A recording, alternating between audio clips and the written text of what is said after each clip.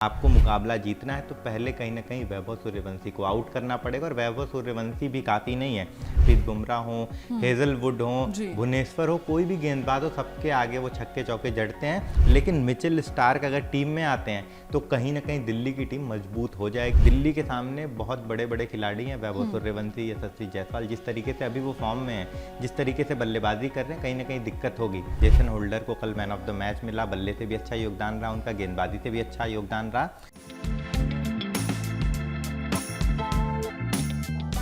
नमस्कार, मैं हूं दीपाली। आप देख रहे हैं MH1 का डिजिटल प्लेटफॉर्म और हमारे इस खास प्रोग्राम पिच पे पंगा में आप सभी व्यूअर्स का बहुत बहुत स्वागत है।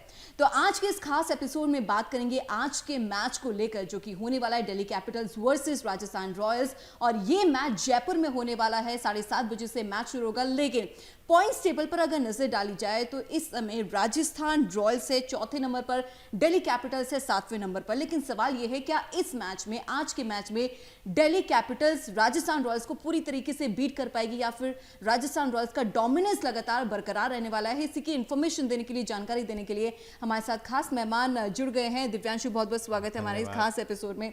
दिव्यांशु, क्या लगता है, राजस्थान रॉयल्स एक तरफ और दिल्ली कैपिटल्स है, क्या राजस्थान रॉयल्स का डोमिनेंस बरकरार रहेगा, दिल्ली कैपिटल्स बीट कर पाएगी? बिल्कुल, जिस तरीके से वैभव सूर्यवंशी का फॉर्म है, हर मैच में वो परफॉर्म कर रहे हैं और 9 मैचेस में तीसरे स्थान पे हैं। हम डिस्कस भी कर रहे थे ऑफ स्क्रीन की, जिस तरीके से उनका रन रेट है, एवरेज रन रेट उनका जो है 200 का है, 44.44 का उनका हर मैच में स्ट्राइक रेट है। तो जिस तरीके से वो बल्लेबाजी कर रहे हैं, अभी तक 400 रन वो बना चुके हैं और 26 रन दूर हैं, वो पहले स्थान पे हो जाएंगे सबसे ज्यादा रन बनाने में। अभी अभिषेक शर्मा है, बहुत अच्छी बल्लेबाजी कर रहे हैं, पहली गेंद से आक्रमण करते हैं और टीम को कहीं ना कहीं एक संतुलन देते हैं और पावर प्ले में बहुत अच्छा और बहुत बड़ा योगदान रहता है। तो अगर आपको मुकाबला जीतना है तो पहले कहीं ना कहीं वैभव सूर्यवंशी को आउट करना पड़ेगा। और वैभव सूर्यवंशी भी काफ़ी नहीं है, जिस तरीके से यशस्वी जायसवाल परफॉर्म कर रहे हैं, जिस तरीके से ध्रुव जुरैल परफॉर्म कर रहे हैं, बैटिंग ऑर्डर बहुत ही शानदार और गेंदबाजी भी कम नहीं है राजस्थान की। Jofra Archer, Nandre Burger, Tushar Deshpande और रवि बिश्नोई, जिस तरह रवि बिश्नोई आखिरी मैच में खेले नहीं, हालांकि मुकाबला वो जीत चुकी थी राजस्थान, लेकिन मुझे लग रहा है इस मुकाबले में उनकी वापसी होगी, क्योंकि उनके जगह यश पुंजे आए थे और वो अच्छा परफॉर्म नहीं कर रहे थे।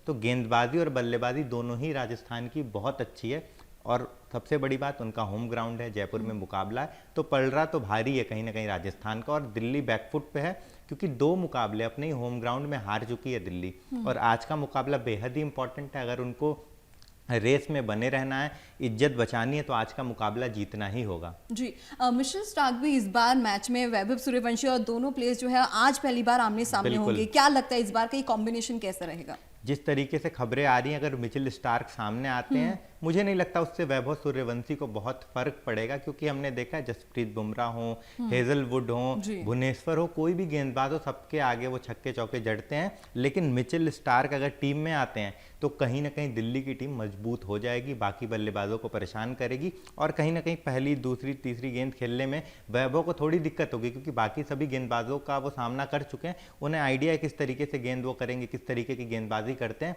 अभी तक मिचेल स्टार्क अभी टीम में शामिल नहीं थे, बाहर थे, अब आए हैं, तो कहीं ना कहीं उनको भी हल्की फुल्की दिक्कत होगी। जी, जयपुर के सवाई मानसिंह स्टेडियम में ये मैच होने वाला है आज का। तो ये पिच कैसी है, क्योंकि अभी तक जो मैचेस यहाँ पर खेले गए हैं उसको लेकर कहीं ना कहीं कहा जाता है कि एक डाइसी सिचुएशन रहती है, लेकिन आज के मैच के लिहाज से कैसे देखा जाए? मैच के लिहाज से यही है कि जो भी टीम टॉस जीतेगी, गेंदबाजी का निर्णय लेगी, गेंदबाजी करने वाली टीम, यानी कि जो बाद में बल्लेबाजी करेगी, चेस करेगी, उसके जीतने की उम्मीदें ज़्यादा रहती है और स्टैट्स भी यही कहता है। और साथ ही साथ यहाँ पर 200 से ज़्यादा रन बनेगा, और रन हम जिस तरीके से देख रहे हैं आईपीएल में, दिल्ली ने 264 रन बना के भी मुकाबला हारा था। तो आपको अगर मुकाबला जीतना है तो कम से कम 240-250 रन बनाना होगा, 200 प्लस स्कोर कम से कम बनाना होगा, तब तो आप जीतेंगे, नहीं तो मुश्किल हो जाएगा। और क्योंकि आपके सामने, दिल्ली के सामने बहुत बड़े बड़े खिलाड़ी हैं, वैभव सूर्यवंशी, यशस्वी जायसवाल, जिस तरीके से अभी वो फॉर्म में है, जिस तरीके से बल्लेबाजी कर रहे हैं, कहीं ना कहीं दिक्कत होगी। हालांकि दिल्ली के टीम में भी जिस तरीके से केएल राहुल ने बल्लेबाजी की, बहुत अच्छा परफॉर्म किया, उन्होंने 152 रन बनाए थे, हालांकि टीम हार गई थी, लेकिन बल्लेबाजी उनकी भी अच्छी है, लेकिन फॉर्म नजर नहीं आ रहा है सभी खिलाड़ियों का। जी, ऑरेंज कैप और पर्पल कैप की अगर हम लोग बात करते हैं, और कहीं ना कहीं अभिषेक शर्मा इस समय होल्डर हैं, तो क्या लगता है वैभव सूर्यवंशी ले पाएंगे? आज ले लेंगे बहुत ईजिली, क्योंकि 26 रन ही दूर है और 26 रन उनके लिए बहुत छोटी बात है, महज 7-8 गेंदों की बात है, जिस तरीके से वो बल्लेबाजी करते हैं। जी। एक चीज़ और जानना चाहेंगे, दिल्ली कैपिटल्स जैसे कि सामने है, तो क्या ऐसा उनमें वीकनेस है कि उनका परफॉर्मेंस आज लैग करने की सबसे ज़्यादा संभावना दिखाई दे रही है? कहीं ना कहीं ओपनिंग पेयर तो अच्छा काम कर रहा है, हर मैच में तो परफॉर्म नहीं कर सकते केएल राहुल, लेकिन जिस मैच में हर लगभग मोस्टली मैचेस में उनके बल्ले से अच्छा परफॉर्मेंस आ रहा है। लास्ट टू लास्ट मैच में जिस तरीके से आक्रामक बल्लेबाजी करके उन्होंने रन बनाए, इतिहास बना दिया, 152 रन का पहले भारतीय बन गए।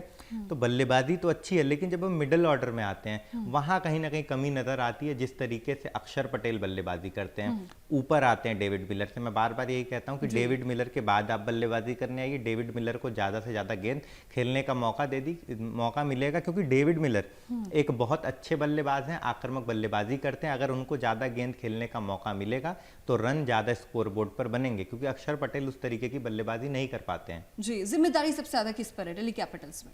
बल्लेबाजी में बात करें तो केएल राहुल, पदुम निशंका, समीर रिजवी, ये जो 3 बल्लेबाज हैं इन पर बहुत ज़्यादा दामोदार रहेगा। और मुझे लगता है कि इस बार अभिषेक पोरल को तीसरे नंबर पर जगह देनी चाहिए। Last match as an impact player आए थे, ठीक ठाक योगदान दिया था, तो वो भी एक अच्छे खिलाड़ी हैं, लास्ट सीजन अच्छा परफॉर्म करके गए थे।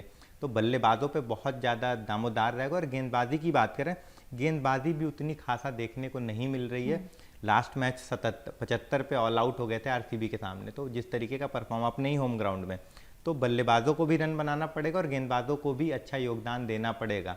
कुलदीप यादव, अक्षर पटेल, रबाडा जिस तरीके से वो गेंदबाजी करते हैं, और सुधार लाने की जरूरत है, क्योंकि लास्ट मैच बहुत शर्मनाक रहा था। जी, एक आखिरी सवाल इस सेगमेंट का मैं ही लेना चाहूंगी दिव्यांशु। राजस्थान रॉयल्स का नाम आता है तो जाहिर सी बात है वैभव सूर्यवंशी सबसे टॉप पर हमें याद आते हैं, उनकी तस्वीर हमारे जहन में आती है। लेकिन वैभव सूर्यवंशी के अलावा ऐसे कौन से प्लेयर हैं जो राजस्थान रॉयल्स में सबसे इम्पैक्टफुल होने वाला आज के मैच में? इम्पैक्टफुल की बात करें तो जोफ्रा आर्चर जिस तरीके से गेंदबाजी कर रहे हैं, हर मुकाबले में विकेट चटकाना, इकोनॉमी मेंटेन करके रखना 6, 7, 8 की, वो बहुत काबिले तारीफ है। वो अंडररेटेड है, बात उतनी नहीं होती है, लेकिन उनका बहुत ज़्यादा योगदान है राजस्थान की गेंदबाजी में, क्योंकि डेथ ओवर की बात हो, पावर प्ले की बात हो, गेंदबाजी करते हैं, विकेट चटकाते हैं, और बहुत शानदार योगदान रहा है उनका। बिल्कुल, देखते हैं कि आज के मैच में क्या होता है। क्या पॉइंट्स टेबल पर भी हम लगातार नजर बनाए हुए हैं कि किस तरीके राजस्थान रॉयल्स इस समय चौथे नंबर पर और 7वें नंबर पर दिल्ली कैपिटल्स है। लेकिन देखने वाली बात है, क्या दिल्ली कैपिटल्स अपना जो ग्राफ है परफॉर्मेंस का वो बढ़ा पाएगी या फिर नहीं। हालांकि कोशिश जो है टीम की तरफ से लगातार जारी है। चलिए अब कल के मैच का एनालिसिस कर लेते हैं। दिव्यांशु, कल का मैच आप कैसे देख पाए, कितना मजेदार रहा? कल का मैच कहीं ना कहीं थोड़ा आरसीबी के फैंस के लिए निराशाजनक रहा है, क्योंकि आरसीबी के फैंस उम्मीद करते हैं कि टीम जो है बैक टू बैक मुकाबले जीते, और कल का जो मैच है कहीं ना कहीं बल्लेबाजों का उतना आरसीबी में योगदान नहीं रहा। जिस तरीके से विराट कोहली बल्लेबाजी कर रहे थे, बहुत आक्रामक बल्लेबाजी कर रहे थे, और हमने देखा कि जिस तरीके से उन्होंने तीसरे या चौथे ओवर में बैक टू बैक चौके छक्के लगाए, बहुत अच्छे लय में नजर आ रहे थे, लेकिन फिर आउट हुए। उस आउट पे भी कंट्रोवर्सी चल रही है, आउट थे या नहीं थे, गलत डिसीजन ले लिया गया। तो विराट कोहली के बाद हमने देखा कि रजत पाटीदार ने परफॉर्मेंस किया, उसके बाद कोई भी बल्लेबाज ज़्यादा देर तक टिक नहीं पाया। कारण यही रहा कि पूरी टीम जो है 155 का ही स्कोर बना पाई। तो टीम जो 155-156 का ही स्कोर बन पाया, और कहीं ना कहीं स्कोर बोर्ड पे रन कम होने के कारण जीती ने आसानी से जीत हासिल कर ली, और किसी भी खिलाड़ी को हाफ सेंचुरी बनाने की भी जरूरत नहीं पड़ी। बिल्कुल, ये तीसरी हार हम देख रहे हैं आरसीबी के इस समय। तो परफॉर्मेंस लगातार डिक्लाइन होता जा रहा है। पॉइंट्स टेबल पर कोई असर फिलहाल? पॉइंट्स टेबल पे तो अभी कोई असर नहीं है, अभी भी अपने सेकंड पोजीशन पे ही है। और मुझे लगता है लेकिन अब आने वाले मुकाबले उनको जीतने होंगे, एक और मुकाबला जीत लेगी तो कहीं ना कहीं प्लेऑफ में जगह उनकी पक्की हो जाएगी। लेकिन अगर इन फ्यूचर जो मैचेस होते हैं, इनका परफॉर्मेंस अगर यही बरकरार रहता है तो क्या कितनी मुश्किल जर्नी आगे होने वाली है? नहीं, आरसीबी के लिए तो मुश्किल नहीं है, क्योंकि ऑलरेडी उनके 12 पॉइंट्स हैं, 12 पॉइंट्स हैं, तो उनके लिए मुश्किल नहीं है। 1-2 मैच और जीतना है, फिर इजिली वो क्वालिफाई कर लेंगे। इजिली क्वालिफाई कर लेंगे। गुजरात टाइटंस की हम लोग यहाँ पर बात करते हैं, जिसके साथ मैच हुआ, सबसे अच्छा मोमेंट कौन सा रहा गुजरात टाइटंस के लिहाज से? जिस तरीके से उन्होंने बैक टू बैक विकेट चटकाया आरसीबी के, वो कहीं ना कहीं उनके लिए बहुत अच्छा रहा। जेसन होल्डर को कल मैन ऑफ द मैच मिला, बल्ले से भी अच्छा योगदान रहा उनका, गेंदबाजी से भी अच्छा योगदान रहा। हालांकि गेंदबाजी अगर हम देखें तो हारने वाली टीम आरसीबी के भुवनेश्वर कुमार की बहुत अच्छी रही, बहुत अच्छे लय में है, बैक टू बैक विकेट चटका रहे हैं। कल भी 3 विकेट चटकाए, लेकिन टीम जीत नहीं हासिल कर पाई। बिल्कुल, टीम जीत हासिल नहीं कर पाई। लेकिन गुजरात टाइटंस की जैसे कि हम बात करें तो पिछले बार के मुकाबले इस बार क्या परफॉर्मेंस में थोड़ा बदलाव, कुछ चेंजेस स्ट्रैटेजी में आपको देखने को मिला इस बार? नहीं, कुछ भी चेंजेस नहीं देखने को मिला, और मुझे लगता है कि ये जो मैच है कहीं ना कहीं आरसीबी की गलती भी नहीं है, और एक दो मैच तो ऐसे आते हैं कि जिसमें आपको हार का सामना करना पड़ेगा। बिल्कुल लेकिन अब देखना होगा दिव्यांशु आज के बिल्कुल। मैच में कितना इंटरेस्टिंग होने वाला है। लेकिन सोशल मीडिया की अगर मैं सबसे पहले बात करूं तो किस तरह की मीम्स यहाँ पर सामने आ रहे हैं, क्योंकि आरसीबी हारी और विराट कोहली की टीम है कह सकते हैं, तो किस तरह के आपने सोशल मीडिया पे मीम्स का कमेंट्स तो पढ़े? अभी मीम्स का तो पता नहीं, लेकिन विराट कोहली के फैंस जो हैं बिल्कुल, वो हाँ। बहुत आक्रोश में है कि विराट कोहली को गलत डिसीजन दिया गया। वो जो कैच था वो सही नहीं था, वो कहीं ना कहीं ग्राउंड को टच कर रहा था, उस पर बहुत सारी कंट्रोवर्सी हो रही है। और कहीं ना कहीं टीम का ये कहना है कि विराट कोहली अगर नॉट आउट दिए गए होते, जो गलत डिसीजन लिया गया है, तो जो है रन जो है स्कोर बोर्ड पे और बड़ा होता, क्योंकि बहुत अच्छे लय में थे। जिस तरीके से वो कल बल्लेबाजी कर रहे थे, चौके छक्के जड़ रहे थे, लय में बहुत अच्छे थे। बिल्कुल, फ्लो उनका हमेशा से अच्छा रहा बिल्कुल। है, उन्होंने अपनी पूरी कोशिश की है, लेकिन देखते हैं कि आगे फ्यूचर मैचेस में वो किस तरीके से परफॉर्मेंस देते हैं और आरसीबी का परफॉर्मेंस अब आगे मैचेस में क्या कुछ रहने वाला है। बिल्कुल। लेकिन देखते हैं और आज का मैच कितना इंटरेस्टिंग होगा, क्योंकि आज का जो मैच है वो दिल्ली कैपिटल्स और राजस्थान रॉयल्स के बीच में होना है। सवाल वही है कि क्या राजस्थान रॉयल्स डोमिनेंस बरकरार रहेगी या दिल्ली कैपिटल्स इस डोमिनेंस को पूरी तरीके से बीट करेगी, ये देखना बहुत इंटरेस्टिंग होगा। तो बहुत बहुत धन्यवाद दिव्यांशु, आप हमारे साथ जुड़े और बहुत सारी धन्यवाद। चीजें आपने बताई कि किस तरीके से आज का मैच रहेगा, कल का एनालिसिस कैसा रहा उसके बारे में भी आपने इन्फॉर्मेशन दी।